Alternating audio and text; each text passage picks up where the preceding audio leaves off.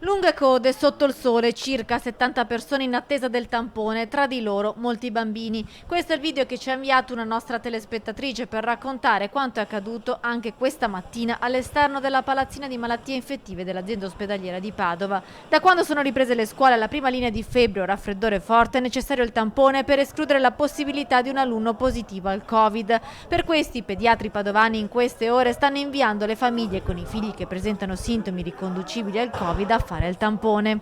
Avevamo individuato la sede del Palazzino delle Malattie Infettive di Padova perché tramite quella via era la maniera migliore per poter avere una risposta in tempi assolutamente brevi, che è poi quello che serve alle famiglie, alle scuole, ai genitori, e sapere in tempo, e anche ai pediatri per la verità, sapere in tempo, in tempi brevi, se si tratta di Covid oppure no.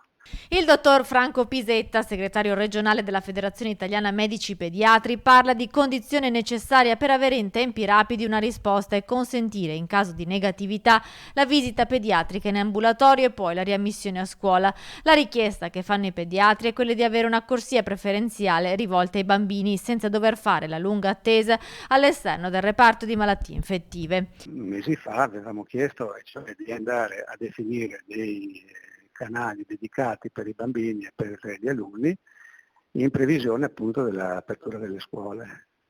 E questo fino adesso non c'è stato, speriamo che questa prima esperienza insomma, stimoli chi di dovere insomma, ad attivare dei canali dedicati. Io credo che la Regione insomma, si sta attivando anche nella ricerca di metodi più veloci, i cosiddetti tamponi rapidi, che però ancora non hanno una validazione nazionale, nemmeno nazionale. Nel frattempo ricordiamo alle famiglie cosa devono fare in caso di febbre. Prima è necessaria la telefonata alla scuola e poi subito al pediatra.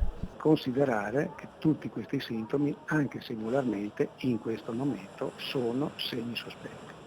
Quindi il compito del pediatra è verificare che abbia uno di questi sintomi il bambino e tempestivamente, come è scritto appunto nell'ordinanza, tempestivamente richiedere l'esecuzione del tampone diagnostico.